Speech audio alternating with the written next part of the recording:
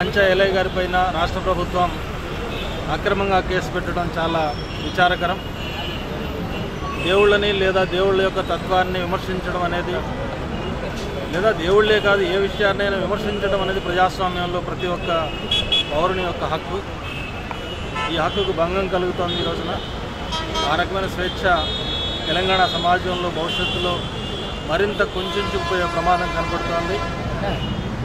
Case పెట్టినటువంటి VHP కార్యకర్తలు వాళ్ళ నైజం ప్రకారం పెట్టుండొచ్చు.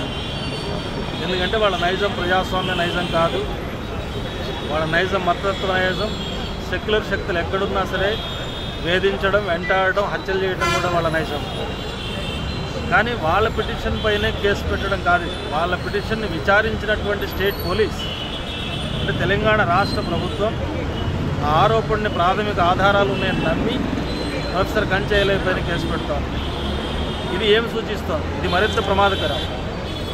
కొత్త తెలంగాణ రాష్ట్రంలో ప్రజాస్వామ్య తెలంగాణ ఏర్పడుతుంది, సామాజిక తెలంగాణ ఏర్పడుతుందని కోరుకున్నటువంటి ప్రజాస్వామ్య శక్తులకు ఇది ఒక ఆశ్చర్యకరమైనటువంటి పరిణామం. ఎందువల్లంటే నియంతృత్వానికి, మతతత్వానికి కేసీఆర్ ప్రభుత్వం లొంగిపోతుందా? నియంతృత్వ లక్షణాలు, భూస్వామ్య లక్షణాలు ఇప్పటికైనా వ్యక్తీకరిస్తున్నాడు తన పరిపాలనలో.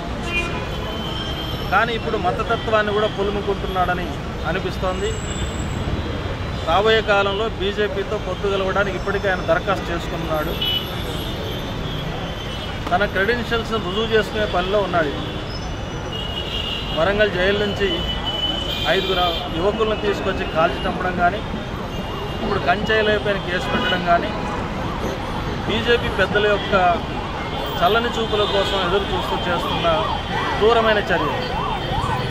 కాబట్టి రాబోయే ప్రమాదం కేవలం కంచయ్యలయ్య అంటే సెక్యులర్ మేధావులకు మాత్రమే కాదు, మొత్తం రాష్ట్రానికి, రాష్ట్ర ప్రజాస్వామ్యానికి, ప్రజలకు ప్రమాదకరమైనటువంటి సంకేతాలు దీని ద్వారా వ్యక్తమవుతున్నాయి. కాబట్టి సిపిఎం తెలంగాణ కమిటీ ఈ ధోరణి తీవ్రంగా ఖండిస్తోంది. ఈ కేసును తప్పనిసరిగా తక్షణమే ఉపసంహరించుకోవాలని డిమాండ్ చేస్తోంది. లేనట్లయితే ఇది రాష్ట్రవ్యాప్త సమస్యగా ముందుకు వస్తుందని, ఈ ఉద్యమాన్ని మరింత ఉధృతం చేసేదానికోసం మేము పూనుకుంటామని రాష్ట్ర ప్రభుత్వాన్ని హెచ్చరించారు.